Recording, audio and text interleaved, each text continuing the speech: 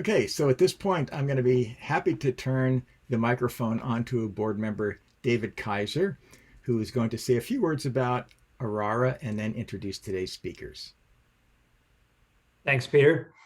As you said, I'm Dave Kaiser. I'm one of the board members of Aurora, the American Rock Art Research Association. We're a nonprofit organization staffed entirely by volunteers dedicated to rock art research, education, and preservation.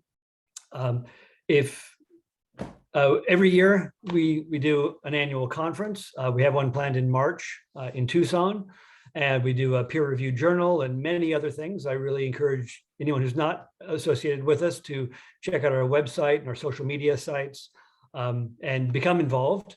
For those of you who are members, this organization is only as strong as our members. I strongly encourage you to volunteer, step up, join a committee, somehow be involved. The more involved you get, the more I think you get out of this organization. So I just strongly encourage you to do so. And tonight, our speakers are coming from Australia. They're both longtime Aurora members coming to us from Australia. I've had the pleasure of visiting many rock art sites with Pat and Livio. I've always found their company to be fascinating. We've had many long conversations about how we perceive rock art and the philosophy behind it, in addition to the documentation and the ethnography and all of that, but really how human beings experience things. And every time I read one of their papers or hear one of their talks, it always sets my mind reeling, and I really start thinking about what I know and why I think I know it. So I'm really looking forward to tonight's presentation from Doctors Pat and Livio Dobrez. Livio, take it away. Screen share. And play. Let me step out of the way now. All right, we're going to talk about two types of narrative images. And of course, our title is Move. I shall cover the profile one, as you can see there, and Patricia will then come in with trace view.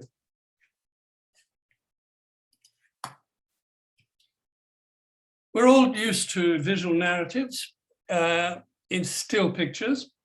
We usually call them scenes in rock art. And I'll simply give you a couple of frozen shots. I'll call one an action and the other one an interaction, but we'll come back to that. I think we all know that visual stories are universal and that they're universal in rock art. However, I mean something different or something more by the word universal.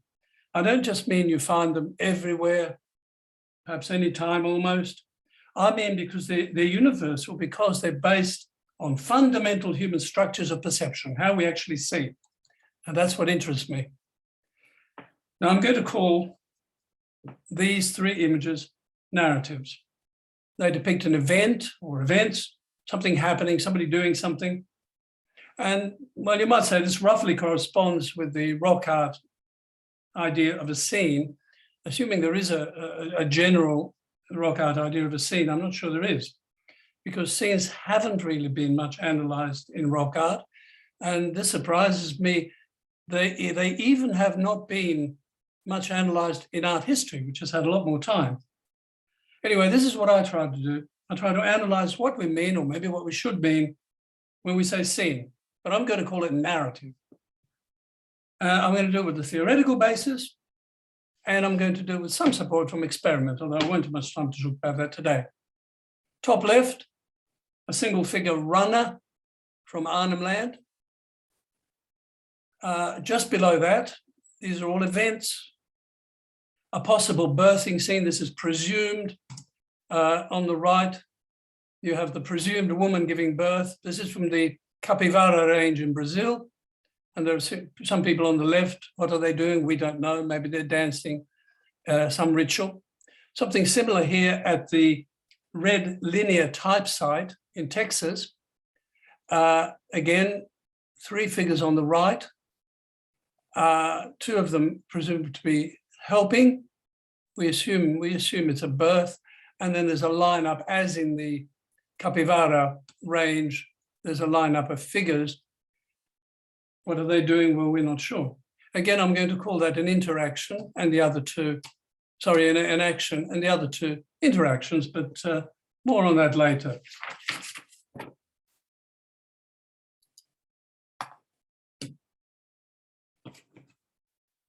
So I begin with a taxonomy for pictures that ought to be universal because based on visual fundamentals, not just the way we see rock art, but any picture, any kind of picture. I get my theoretical basis from phenomenology, which we needn't worry about too much. It's just a particular type of philosophical analysis. I'm going to call it reception today because it's about the observer receiving the image. And for experimental support, I go to cognitive or perceptual psychology, and I also like to go to neurophysiology, and I enjoy reading that. And I find that theory and science support each other. The first question I always get from archaeologists and anthropologists is, but do we, the present observers, see things, because we're talking about perception, as they, the makers, originally saw the images? Well, what people who say this mean is, what if my reception bears little or no relation to the original intention of the makers? And there are the two words, reception and intention.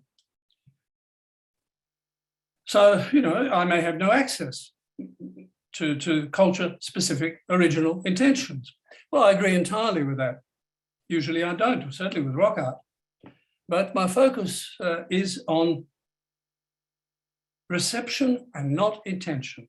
It's not on culture-specific matters. It's on perceptual universal. So I'm really talking biology. I'm talking the human visual system. Somebody might say, well, surely that's changed over time. Well, the answer is it hasn't. Our brain has changed a great deal over time, but our visual system, this is interesting, has remained reasonably significantly the same for 20 million years. That's the time separating us from old world monkeys. That's astonishing. So what looks like a circle to us, a circle is a circle, what looks like a circle to us looked like a circle to the people who made it. And I want to say it never looked like a square.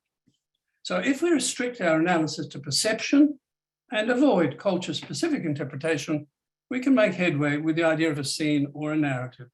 And we have here three pictures, and they illustrate three degrees, if you like, of cultural knowledge. Top left, my photograph again. Anyone can see that something's going on, that it's an event. So you might call it a scene. But I happen to have considerable cultural knowledge because this used to be my favorite coffee shop in my city of Canberra, the Dobrez Cafe, Brittany Cafe, where they make fantastic crepe. I know the two people who seem to be having a contretemps in front. I can guess why the customer on the right is smiling because it's probably amusing. So I know the content.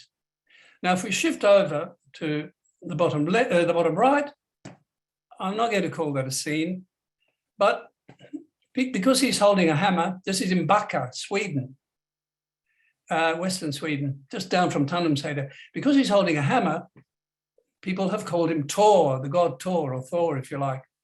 But we have probably not a lot of evidence for this, but still it can be presumed. So there's a case where perhaps you have a degree of knowledge, at least enough for a supposition.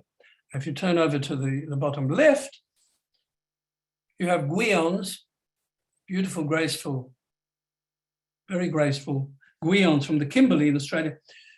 We have no cultural knowledge about these at all, really. But anyone without the cultural knowledge can perceive that something is happening. It's an event. The content of the event is quite unknown. Is it a ritual? Is it a dance? Maybe they're levitating, like Saint Teresa in ecstasy. Or if you're shamanically inclined, you'll say, well, maybe that's what it is. But we don't know. We don't know. Who knows?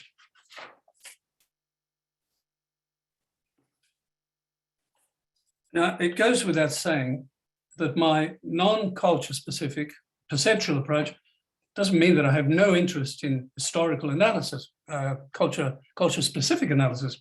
I have spent much of my academic life doing historical research, nothing else. And of course, I'm fascinated by archaeological attempts to reconstruct the past and also interpretations via ethnography. In fact, I taught a theory of interpretation course for many years, philosophical hermeneutics, we called it. So I'm interested in interpretation. However, the interpretation of the content of pictures is not my concern today. I'll give you two quick examples of a historical approach. You will know both of them. The top one, I know from Grant to Schaffsma, all manner of people, that this is very likely the Antonio Narbona 1805 attack on Caño de Che, depicted at Cañón del Muerto. I know from researchers from Kaiser and Klassen and others that the bottom one, which is writing on stone in Alberta, is very likely the battle described by the elder bird rattle in 1924. So I'm making a very simple point here. The historical is one approach to rock art, and the biology of seeing, well, that might be another one. So let's go back to reception. Let's go back to the biological, come phenomenological. I have looked at 4 different types. There they are. There are 5, but you'll see why I mentioned 4. Canonical forms on the left, and that was with Patricia. Now, these are pictures where the overriding factor is the identification. In rock art, it's usually animals, but it doesn't have to be animals. The identification via salient features, and we used a lot of perceptual psychology experiments as backup for that idea. And these tend to be static profiles. For example, you have those superb eland at the top from Game Pass Shelter in South Africa. In Australia, any number of macropods, kangaroos, wallabies, etc. These are on the right, bottom right are in Arnhem Land, bottom left, some very nice rectangular sheep from St. George, Utah. You could think of endless examples around the world of canonical forms, animals, and also other people too, and other things. Please note, very important, I'm not identifying styles. I regard style as culture specific. That is not a universal, I think.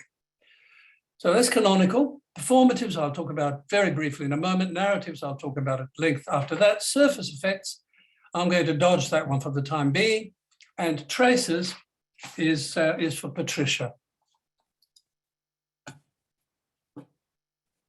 I'll simply say about performatives that, as far as I'm concerned, it is the perception of an image as appearing to come towards you, towards the observer.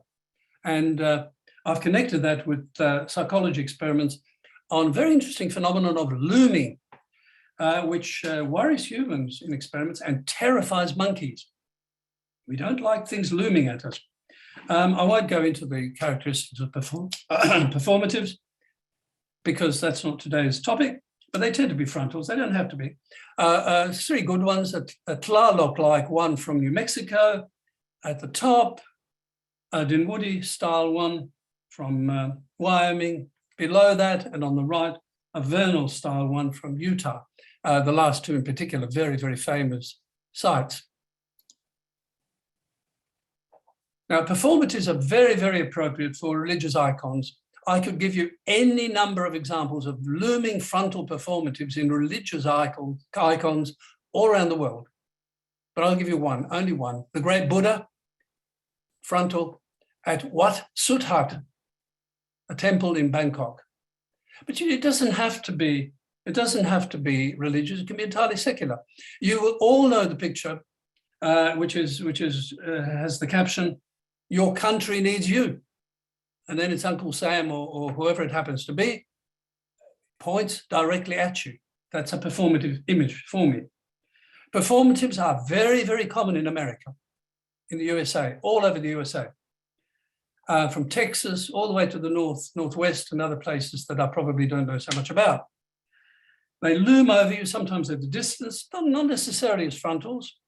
The well-known example from New Mexico, the twin snakes on the left, and that rather overwhelming huge serpent from Western Arnhem Land in Australia on the right. Why do I want to call them performatives? Well, in philosophy, performative statements are statements that do what they say. They do what they say. So, for example, I say, I declare this bridge open, and it is open. So that's a performative. So I regard performative images as especially active. We have very strong responses to them. That's why I call them performatives.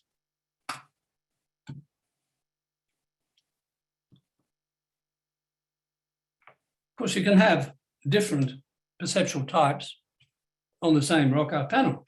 Sometimes there'll be superimpositions. In other words, they'll represent separate painting episodes.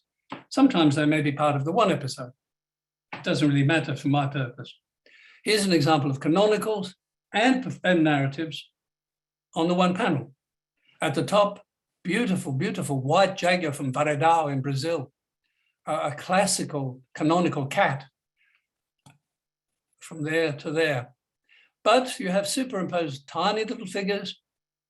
Here they are. Look behind the cat, behind the cat's tail, you have little figures driving a deer into a trap. And if you look at the bottom, we go back to the famous site at Game Pass Shelter in South Africa. We have elands, they're beautifully canonical. They're moving minimally, but there are tiny humans above them. We won't worry about these big figures here, but there are tiny humans above them, and they will be read, I think, as part of a hunt. So you can read that as a narrative. So you can combine all sorts of things. Here, in this image, we're combining performatives with narratives, and everyone knows this example. Very good performatives throughout these barrier frontals, but we all know the small pattern, which seems to be very different, and here it is. It's a narrative. It's a narrative involving sheep, a dog, a couple of people. I initially read performatives as static, and then I very much changed my mind. But they certainly, performatives do not enact a story, and small figures usually do. Now, why is that? Well, for a start, because they're usually perceived as being in motion, as in the examples I've just given. But I have a larger point to make. I want to say I regard depicted motion as the key to the analysis of narrative compositions. Depicted motion. Actually, I think there are two basic kinds of depicted motion. There's one which is into the observer's visual field. That's usually towards you. That's your performative. The other is across the visual field. That's narrative. And that's what I'm focusing on today. Images which depict an event, tell a story, usually move across your visual field. Famous example here from South Africa. We have the battle scene at Injasuti in KwaZulu-Natal. And generally speaking, it's a very large site. This is on the side, a very strong movement from left to right across several panels. There's not only movement across, but there's also movement within figures, including those maximally open legs that we've already seen with the eland hunters and the Australian runner. That's worldwide. You get it in the Spanish Levant. But there are also people with bows and arrows, which you may not be able to see. Also, people going down. So it's a battle. Something is happening. Now, interestingly, back in 2013 and again in 2015, James Kaiser arranged for a number of us to collaborate on an account of visual narrative under three headings, and they were explicit, implicit, and inferred. Now, explicit narrative is the one I'm talking about here, obviously, as in the first instance, characterized by depicted movement. It's got to be depicted. Implicit movement, implicit narrative, same thing. At the time, we used an example from the Columbia Plateau, but an example might be the shaft at Lascaux. People have argued about this. There is some movement here, but especially if we exclude our rhino with a lifted tail and focus on the right, I would say that we mostly have a suggestive association of motifs. And I usually refer to this sort of image as an association rather than a narrative. But you could certainly say that it implies an event, hence we use the term implicit. And then we had this term inferred narrative. I'll give you the example of Tsagiglalal at the Dalles, just across the Oregon border into Washington state. Obviously, it's just a face. There is no depicted movement across the visual field. There's no story. So I would normally call that a performative. However, with cultural knowledge, we can infer that there's a story here. And James Kaiser has gone into that. Well, of course, many, maybe even almost all rock art images will have a story behind them. They will have an inferable story, but you need to have the cultural knowledge for it. And then come questions like this. Where do signs fit into my reception-based taxonomy? What about symbolic images? Well, I wouldn't call the two top signs narratives. The one on the right certainly depicts an activity, but it's dependent on culture-specific knowledge, information. It's a picture of a man shoveling. Well, yes, but not really. It's actually a message for the motorist to slow down for men at work. The canonical, very pretty ducks on the left. It's not really a picture of ducks, well, except that it is, but it really carries the message, slow down for ducks crossing. Symbolic images are likewise dependent on culture-specific knowledge. The beautiful Rajasthani miniature, Radha and Krishna, it's a story, it's a narrative. He's doing something, putting a dab of paint on her forehead. But for its symbolic content, which is immense, everything to do with Krishna, you need to go beyond your immediate perception of the picture. So signs and symbolic representations I take as categories on their own.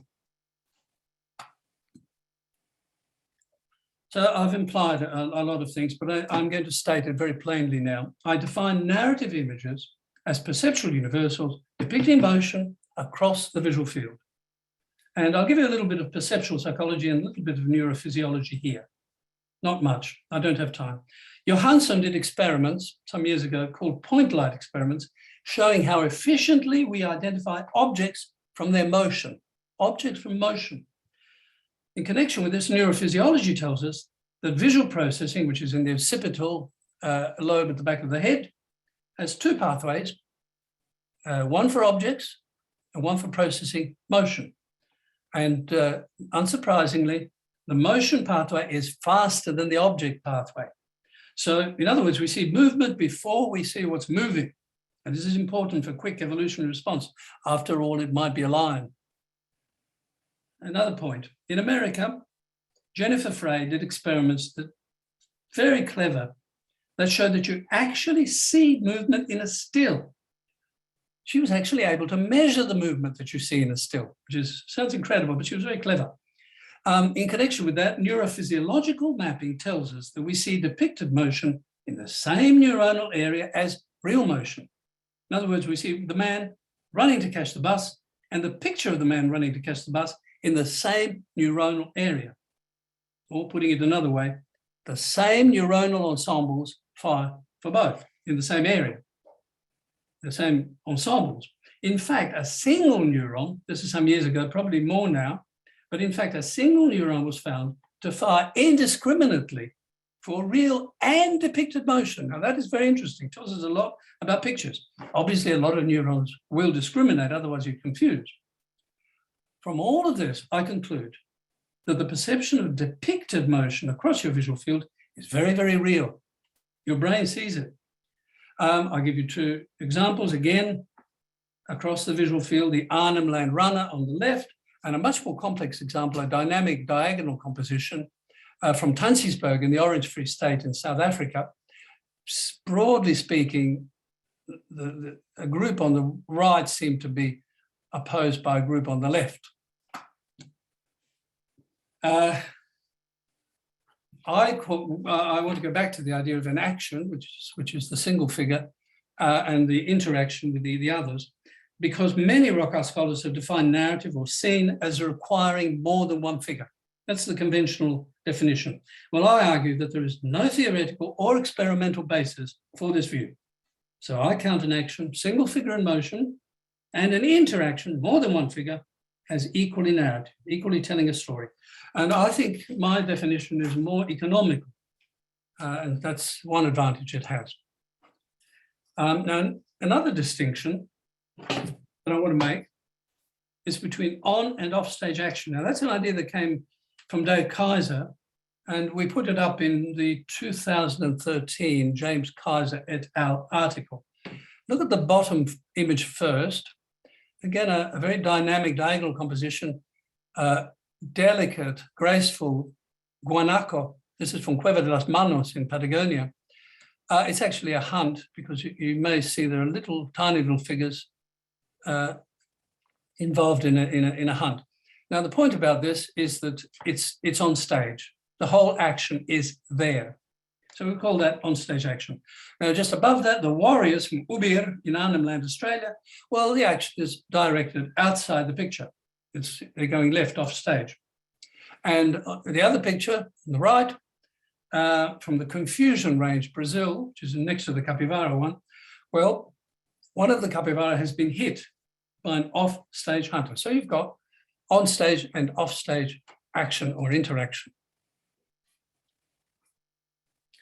Let's zero in now on a more detailed analysis of how we see narrative action in a still. In other words, what markers do we require to trigger that response? Yes, the figures are moving, it's a story, something's happening. What makes us see these figures on the left from Montana as moving, other than ethnographic knowledge, which, as it happens, we have for this picture, or the quite well-known painted battle and writing on stone? What makes us see that as an activity?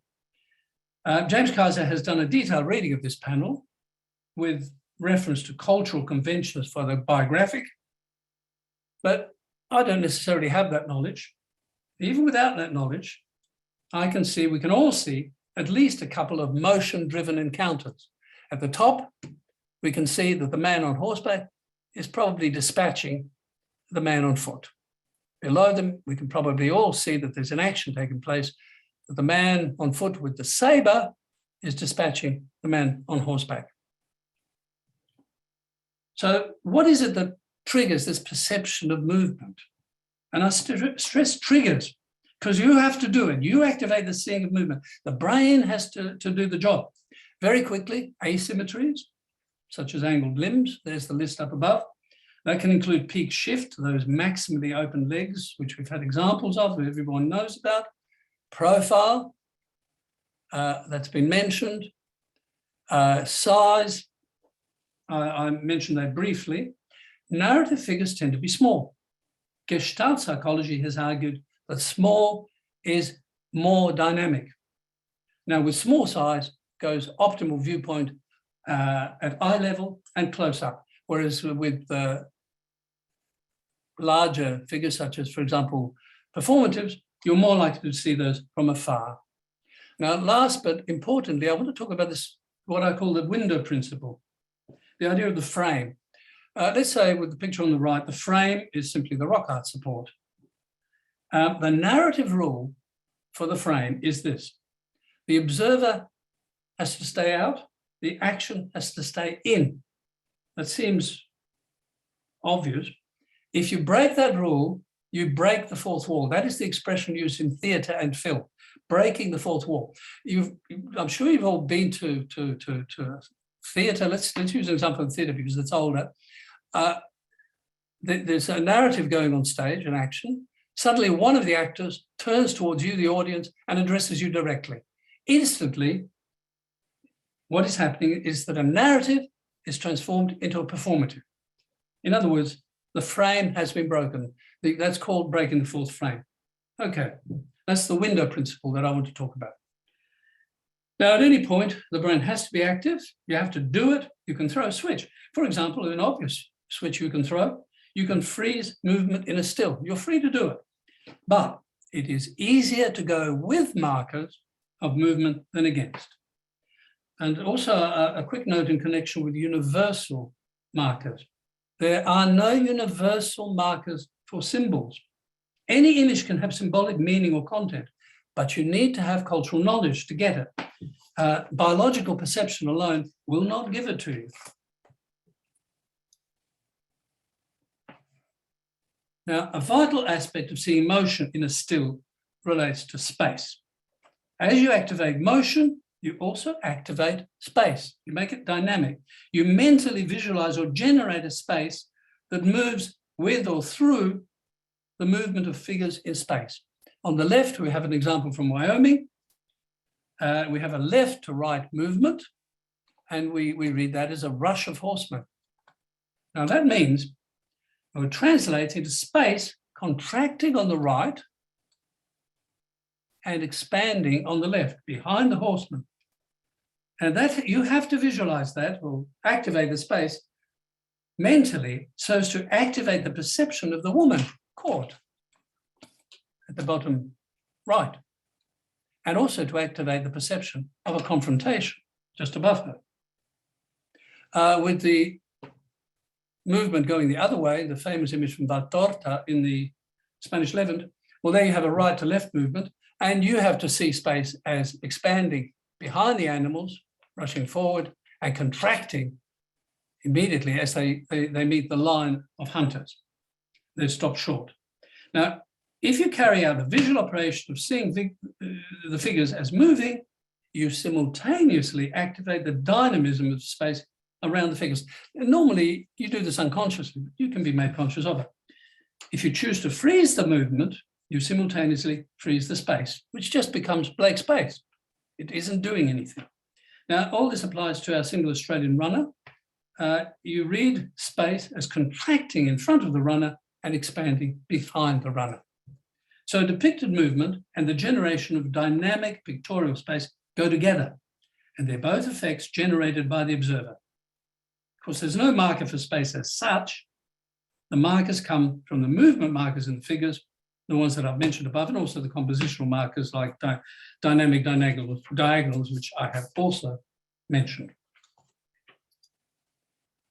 Now let's talk about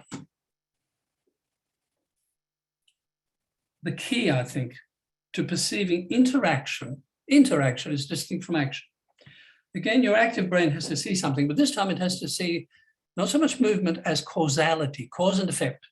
Two examples, the quite famous bull boar from Bhimbetka in Madhya Pradesh, central India, and the tiny little figure at the tip of his nose.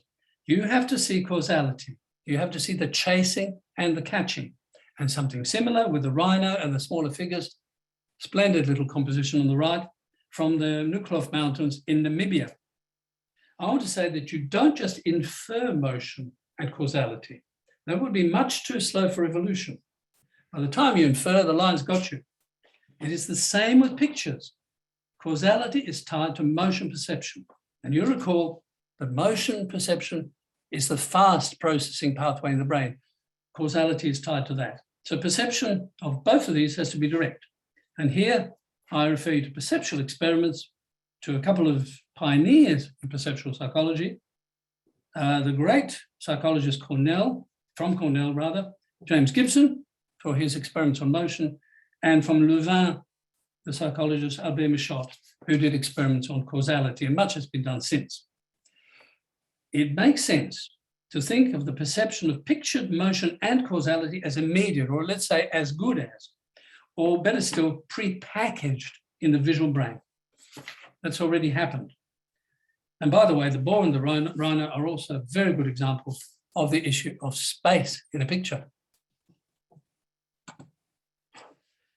Of course, with the taxonomy that I've suggested, there will, especially in rock art, be many borderline cases. The most obvious one being the fine line between an association of figures and a narrative.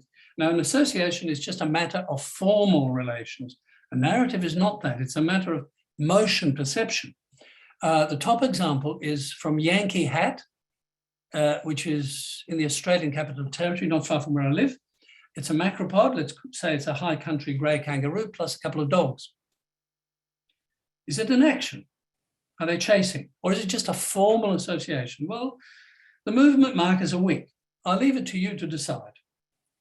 with the example of the 9 Mile Canyon panel, very well known, in purely visual terms, and please, no speculation at this point as regards possible symbolic content, in purely visual terms, is something happening here? Or do we simply have a suggestive association of figures? Well, again, the movement markers, particularly those, the bowmen on the right, are weak. The sheep are pretty static. So you decide. You decide whether it's an association or a narrative. The advantages of my proposed taxonomy for pictures, well, there they are, 1 to 3. I think they're substantial. I'm talking about all art, number one. I'm talking about life situations, which I think is important to connect with art. And that enables me to go to 3 and to bring in evolutionary science. And that seems to be important as well. Read bibliographical information. If you want to know more about the physiological and neurophysiological, have a look at my 2013 piece in art. And if you want something much more recent, there's a chapter in a 2021 book. For other papers, you can go to ResearchGate or academia. And now I'm going to hand over to Patricia.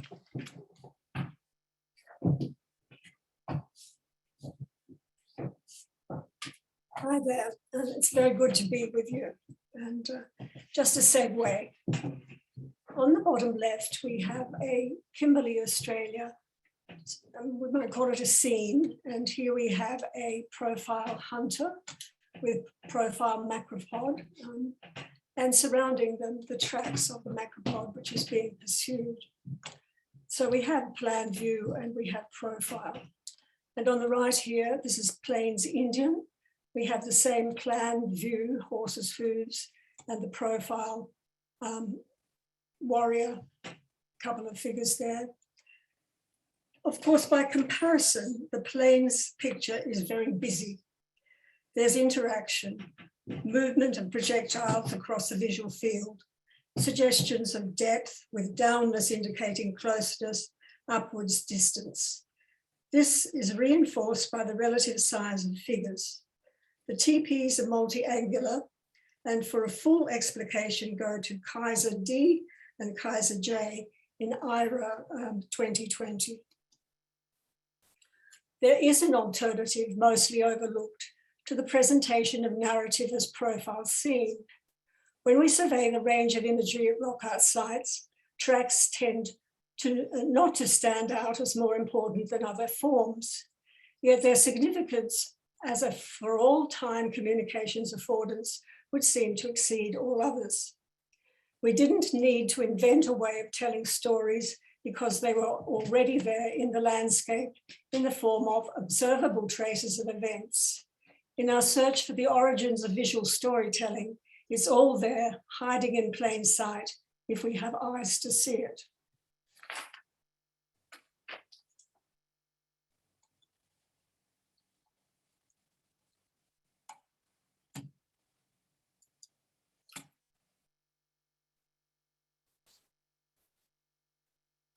Let's begin by reviewing the ways in which we encounter tracks in rock art. My purpose is to put aside what can be learned from relevant ethnography to concentrate on the practical options facing rock artists in their choice of arrangements and positionings. To be sure, searching for and finding external information which might throw light on possible symbolic meanings will be rewarding. But there are other questions we can ask which can equally expand our understanding of rock art's contribution to human communication systems.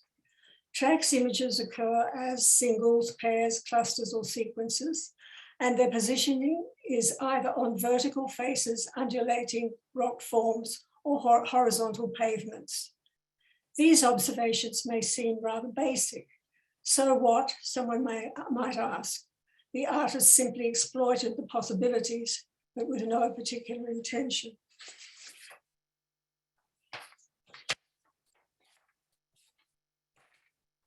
Here we have a random collage of tracks images from the United States and Australia. You'll recognize some of them.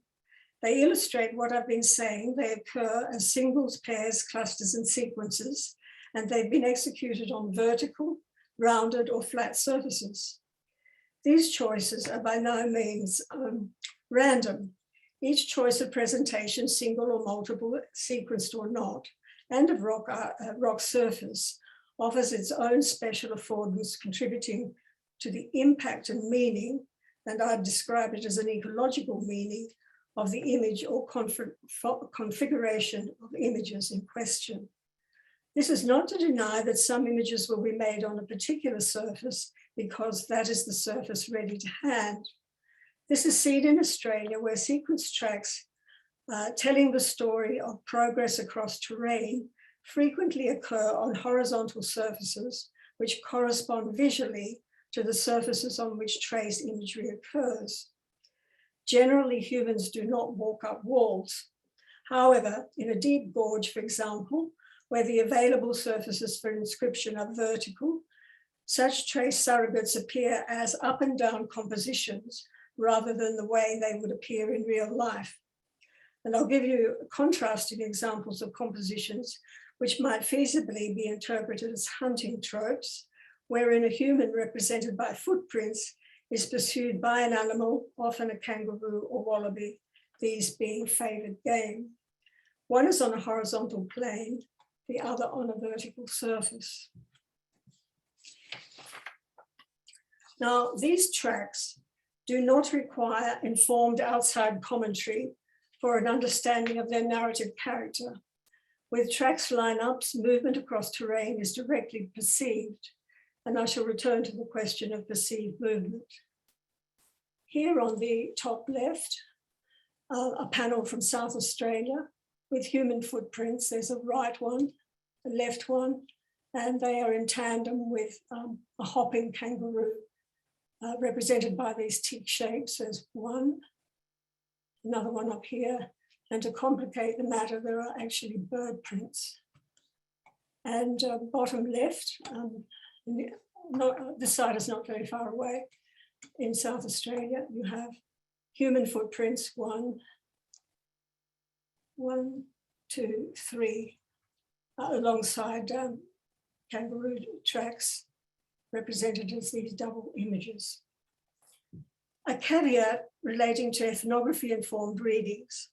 What we see here are trace signs of two creatures, human and animal, crossing terrain.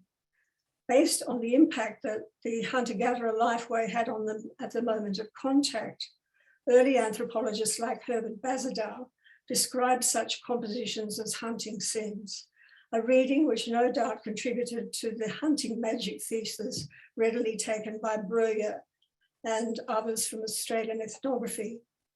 Given what we know about Aboriginal travelling myths, such combinations of tracks may be more thoughtfully hypothesized as mythic journeys centered on an identification with an animal, in these cases, a kangaroo traveling with a human who might belong to a kangaroo hero songline.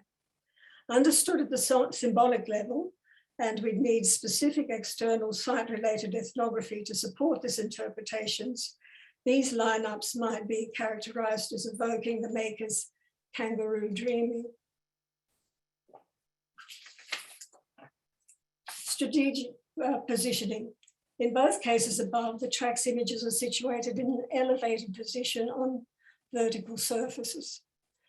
Their river canyon and wide rock shelter locations are imposing, drawing attention to the image. In what follows, I shall distinguish pictures of tracks represented as discrete images, whether they appear as singles, pairs, or clusters, from sequence tracks, because it's only the latter which deliver the sense of an event unfolding. From the outset, we need to take on board that it is the depiction of an event, something happening in time, as with profile motion cube pictures, which delivers narrativity. The primary function of the iconic images shown above is to evoke the presence of an animal. To the initiated, they may also call to mind mythic stories, but these stories are not enacted. They're not enacted through the images themselves. The ritual use in rock art of transparently readable part for whole icons should not obscure for us their practical use in a variety of contexts, as exemplified here in contemporary situations, thus demonstrating the versatility, more the universality of tracks images. Simulated tracks images already suggest a genealogy. First, there is a recognition of the trace mark which occurs in real life, and following that, the impulse to picture it.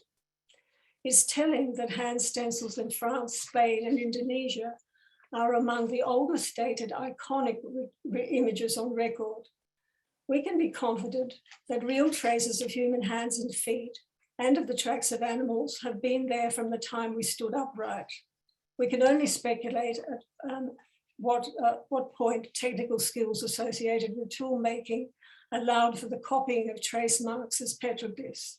And I should point out that in Australia, there's no confidence in our present ability to date petroglyphs.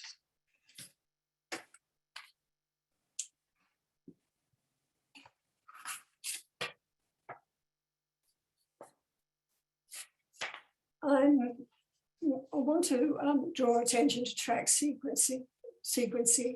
It's obvious here that we have footprints of human or animal or bear traversing terrain.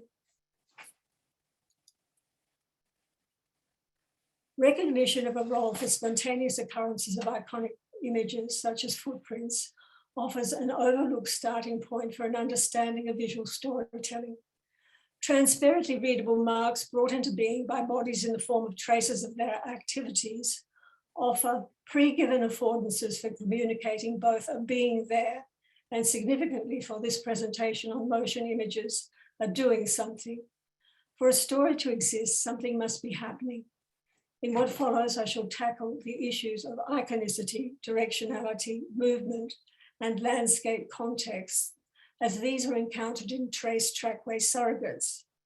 These are the defining features of an Australian hunter-gatherer narrative system, but they're also widespread in North American rock art.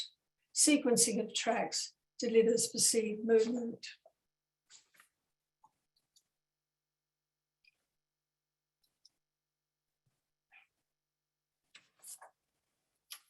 This brings me to the question of what it is we comprehend when we confront that lineup of sequenced tracks. Here's John Clegg in the field demonstrating a very visceral response to tracks. In a bodily way, he identifies with the kangaroo. John was a friend. We had a lot of fun at pedal sites where he'd worked. Friendship notwithstanding, I thought his position on tracks contradictory. His theory did not explain his actual responses. For him, as he explained, the tracks were just tracks. Furthermore, and he did suggest this in his characteristic enfant terrible joking way, quote, the engravings we recognize as tracks are really depictions of the whole animal seen from below. The picture plane is the ground surface, and the perspective is such that the whole of the animal's body is obscured by its soul, unquote. And you'll find that in Clegg, Rock Art Research, 1984. In other words, the point of view is that of someone looking at the soles of feet or paws from underground. From the perceptual standpoint, this could not be further from our experience of reading tracks, wherein we lend our own body awareness to what we see, fitting our sense of embodied self into the tracks as if into shoes. We might say, to employ a common metaphor, we stand in the shoes of the animal. This is because visual perception is not just that. It is multimodal, informed by the knowledge we carry with us of our own motor apparatus. In a forthcoming article for IRA, I appeal to Vittorio Galeazzi's notion of embodied simulation in support of this explanation. Despite himself, John too understands in a bodily way. He sees the animal. Furthermore, it's not a frozen thing. Eppure si muove, and yet it moves. You might appreciate some backstory. There's been much confusion in the literature of my country about what's involved in reading tracks images. These have been variously described as non-figurative or non-iconic, Knobs 84, metonymic, commentary on Knobs, Flood 97, probably iconic in reply to Knobs, Clegg 84, and naturalistic, by which is meant looking like MacDonald 1993. Flood is surely correct in interpreting Knobs's tentative assessment of tracks as metonymic, functioning part for whole. See also Rosenfeld, 1982. In rock art as in life, tracks stand in for the whole animal. In his playful way, Clegg suggests the opposite. A track, he argues, is simply a track. By extension, a depicted track is simply a picture of a track. Of course, there's something in this argument. After all, a depicted track looks like a real track. It doesn't look like an animal. At the same time, a track, and this applies to real tracks as much as to depicted ones, is more than simply a track. It functions part for whole. However difficult it is to account for the operation of this more than, I don't think it possible to reject the notion of part for whole without arriving at the nonsensical view that real life trackers do not envisage an entire animal when following trails. Pat Lowe writes of people from the Great Sandy Desert whose tracking ability counts among their, quote, usual everyday proficiencies, that their sense of an animal's presence is an overriding experience when pursuing their quarry. Quote, tracks are so clearly identified with the animal that makes them, that people will tell you they have seen a particular animal and describe what it's doing when they've actually seen the tracks. The topic is too large to explore here, and I've previously written about it in various contexts. Lowe's emphasis on seeing the animal is important, but how exactly does metonymy operate in this situation? I don't think it's just a question of inferring the entire animal from its tracks, but rather the incorporation of the track into the tracker's proprioceptive body awareness. In other words, a body map shape shifting. I first put forward a biology-centered explanation for part for whole experience in the reading of trails in a paper for the IFRA 2015 conference in Cáceres. This was subsequently published as their proper sphere, situating human feet in rock art. And the reference is given on the screen, along with those for Knobs, Flood, Clegg, Rosenfeld, and Lowe, if you're interested in following this up. It's important to note that at tracks line-up sites, the surrounding landscape situates the unfolding narrative. The viewer does not simply read the tracks, but surveys a real scene, which for the makers of the images would have been vocal with practical meanings. An event unfolds in real space with a context within a context of actual landmarks. Real destinations present themselves. The tracks may lead in the direction of water, for example. Without cultural knowledge, we can only guess at such meanings. For an extended treatment of this subject, see my chapter on event depiction in Making Scenes 2021. The particularity of many Australian pedal narratives was noticed by Bazadal in the Australian Aboriginal 1925, where he provides a number of illustrations. Mountford and Edwards 63 offer a vivid example, and here it is. Here's a kangaroo sitting on its heels. He's sitting with his paws on the ground. He's standing upright and sitting with his paws on the ground again before preparing to leap forward with large hops. It's said that the largest kangaroos in Australia can travel between 35 and 40 miles an hour, and between leaps you will have, say, 25 feet. And here's an example from Bazadal, a representation of an emu hunt, the emu traveling along with the man's dog, dingo, and the man's travels are represented by alternating leg movements as a zigzag. These kinds of trackways representations with their species and gait markers bring me to my last point, the probability of a missing link in the movement from reading real tracks to the intentional making of replicas in the form of prints and stencils, then petroglyphs. This overlooked precursor is sand drawing, a practice still extant in Australia and whose iconography has been extensively documented, notably by Nancy Munn, 1973 for the Warlpiri, and more recently by Jennifer Green, 2014 for neighbouring Central Australian groups. And I put the case in this article here. You can see RAR to 2017. Just an example of extant Australian sand drawing. Munn tends to concentrate on identifying individual icons, tracks icons and associated general resemblance icons. For example, a U shape for a person seated on the ground seen from an aerial perspective. A frequent form is a circle, which may represent a campfire, hill, waterfall, anything whose general shape is circular. Emphasis is placed on side path designs, sometimes called maps, wherein circles are joined by motion lines standing in for trackways. Here we come to Jennifer Green's more recent book. Green is able to put the emphasis on narrative flow rather than static images, as she's documenting and explicating what is now understood to be not simply an iconography, a vocabulary of design elements, but the inscriptive dimension of a multimodal system of communication involving speech and song, hand and arm gesture, and marks inscribed on the ground in the form of sand drawing.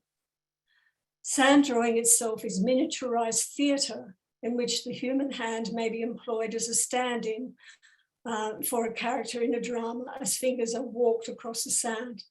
Alternatively, as at petroglyph sites, the sequenced tracks of humans and animals are iconically represented to evoke movement across country. Seeking to establish sand drawing as a precursor to rock art pedal narratives, I've looked at methods of production so as to identify sand drawing icons, which might suggest that petroglyphs borrow sand drawing shapes. I went to the demonstrations, the descriptions of the making of sand drawing tracks by Desert Pitjantjatjara, given by Morrison 1981, as well as descriptions by Bazadar 1925. I found that it was not as easy as it might seem to make an imitation footprint. Everything depends on the dexterity of the hand and a confident grasp of procedure. And the replication illustrated here is Bazadar's twofold method. Here, the curve of the human hand is used in making the foot sole, and the fingers are used to add toes, and this is the result here. From tracks to gesture-derived inscription, I looked at descriptions by Bazadar and others of the manual maneuvers involved in making tracks icons in sand drawing to see if they squared with the images found at petroglyph sites. Bazadar gives this account of the making of a human track in the sand. A human track is imitated by imprinting the outer edge of a half-closed hand, the left hand being used for the left foot and the right for the right. The impression will give the ball the outer surface of the heel of the required track. The toes are dabbed in with the fingertips. And you might note that Morrison has a slightly detailed account of this, which allows for the depiction of age and sex. I give other examples of similarities between PECT and sand drawing images in the RAR article. Beyond visual similarities in terms of the icons produced, it is important to note that both systems are based on track sequencing.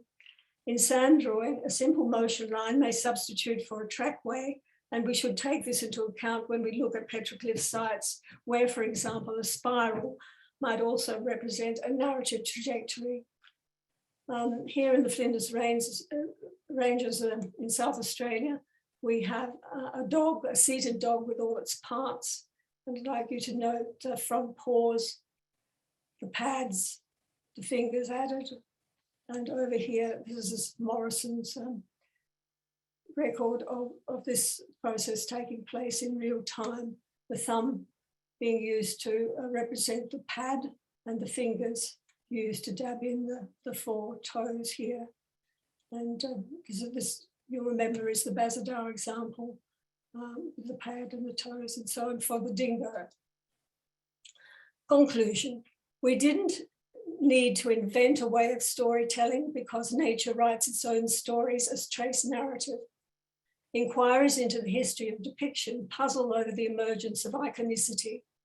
Recognition of a role for spontaneous occurrence of iconic images such as footprints and tracks offers an overlooked starting point for an understanding of what we now call art, as well as for proto-writing. This brings me to an end. In case the concept of pedal narrative is new to you, I draw your attention, bottom left, to a thoroughly contemporary plan view or map view or trace view presentation of a familiar scene, that of people coming and going at tables in a hotel breakfast room. Note the lineups of footprints, the general resemblance circular forms for tables seen from above, these surrounded by U-shapes, the traditional sand drawing form representing a seated person. Here, down here on the left, you have humans heading for tables.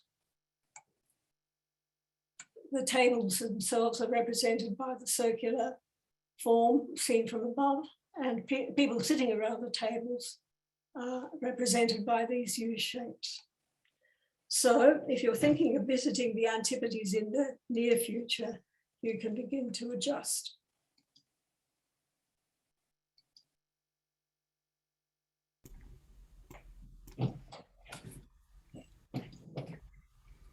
Go back to practice. Well, thank you, Pat and Livio, for your presentation, and a lot to think about. If anybody has any questions or thoughts, please, you can use the chat now. And I will, I see that we have a couple of questions in there already, so we'll start with that.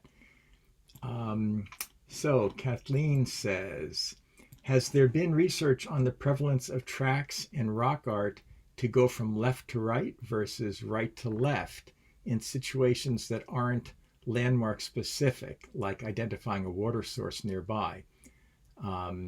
Thinking of an analogy to direction of reading or writing in various languages, are there panels depicting the track's direction going up, or sorry, going down instead of up?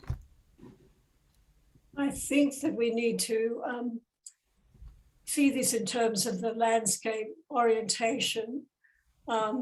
Aboriginal people have an absolute sense of space. When they're telling a story in the sand, they assume landscape identity markers, and everybody who shares this picture that's being explored in the sand understands those absolute markers in the landscape.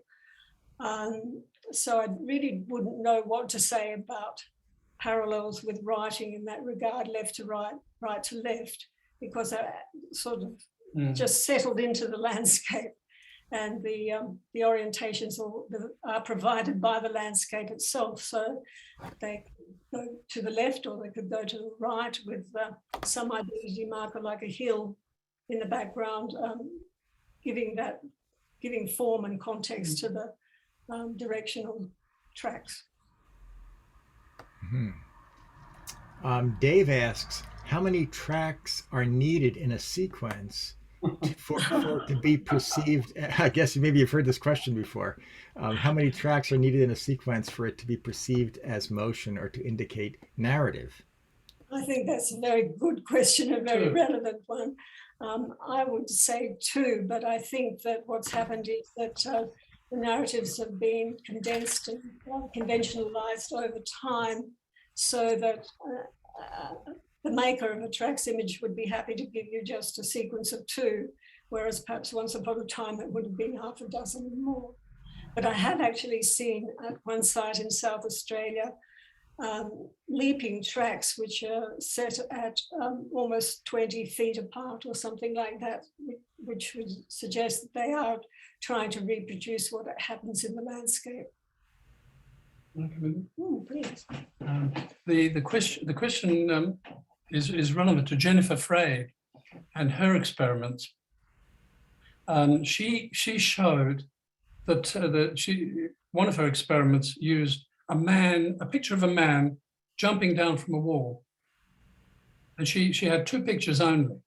Hence, Pat says just 2 feet.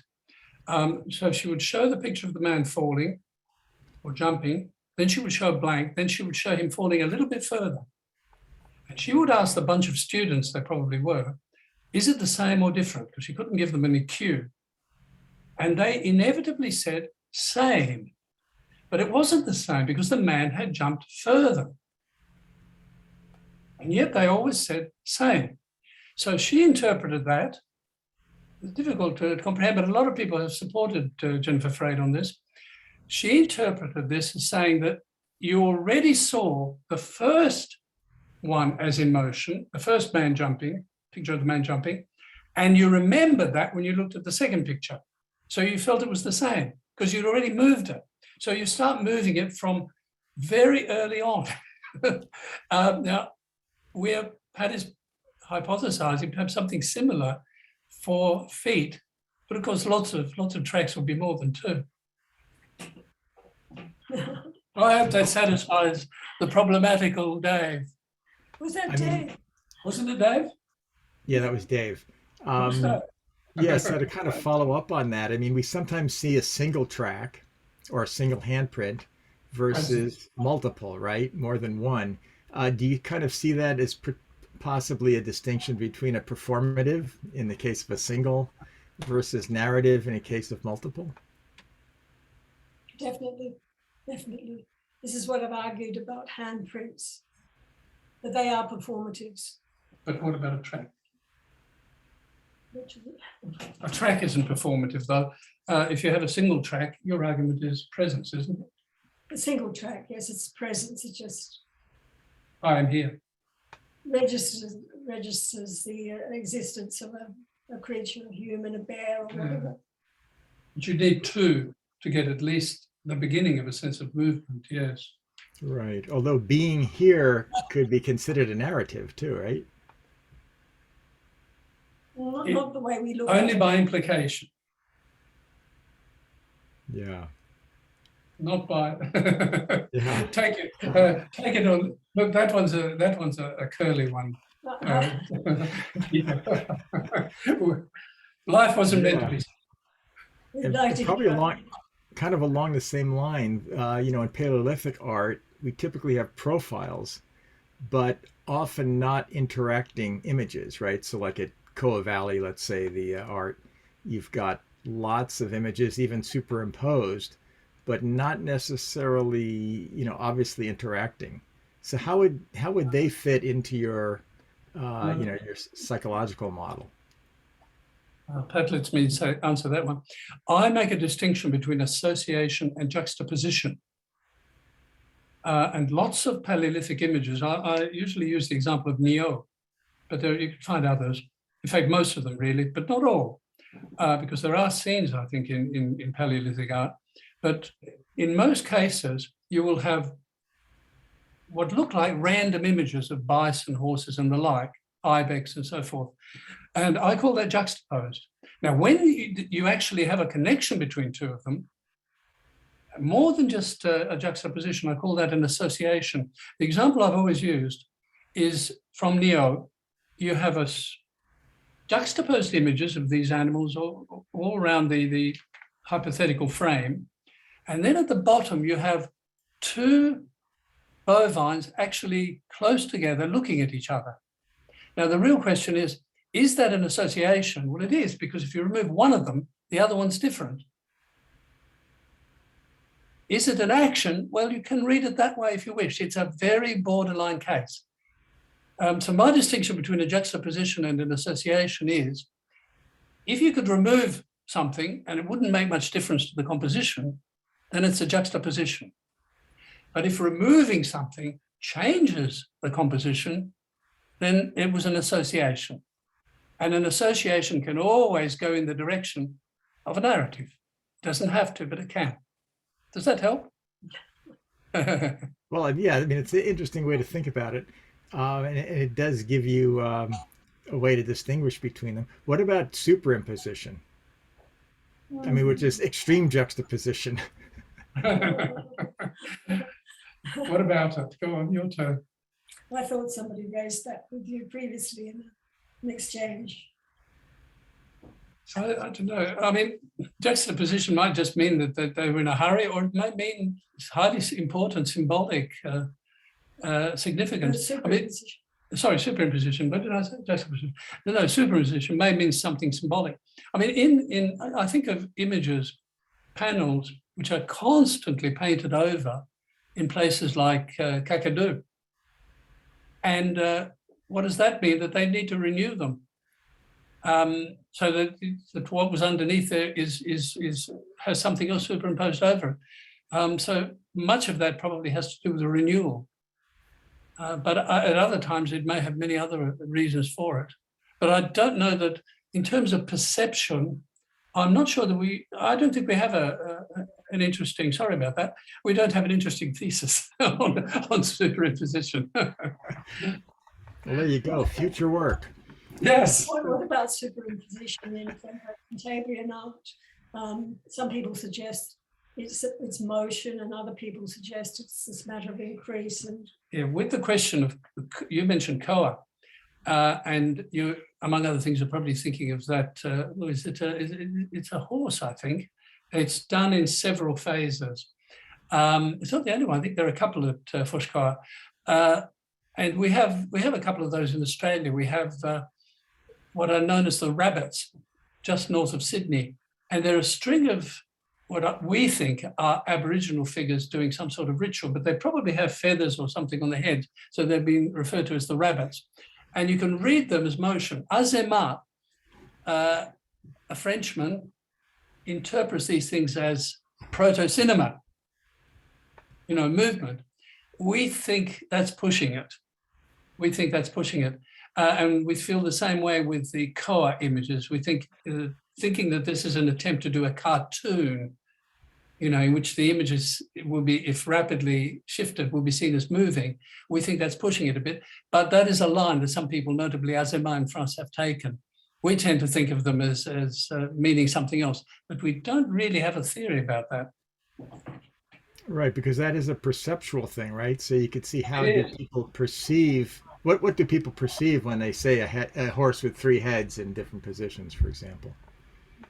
Clearly, it is possible to perceive it as motion from one to the other, but I've got a sneaky suspicion that that is what psychologists call semantic intrusion. That is, that you've introduced cultural knowledge, that when Azema sees it as proto-film, that he's sneakily introducing the concept of, which he already has, of cinema. I don't know, but I don't have a clear answer here. I really want to stress that. But I think you have to be careful not to introduce a semantic element which is based on cultural knowledge. And of course, in experiments, you have to be super careful about that. Right. Yeah, I'm looking forward to seeing more experiments with actual, grease lamps to see how these would have been seen, by the people that created them. We're not really seeing them necessarily in the same light, so to speak. Well, unless we have any other questions, I think we're coming to the end of a pretty interesting talk. You've definitely kind of come at it from a way that I don't think we've seen too often. So we appreciate your perspectives on that. So thanks again, Pat and Livio, for your presentation. And thanks to all the attendees for your interest. Remind you that if you'd like to learn more about Aurora, please check out our website and Facebook pages. And we invite everyone, of course, to renew or join our membership to support the study and conservation of rock art. So until next time, good evening, everybody, and stay safe.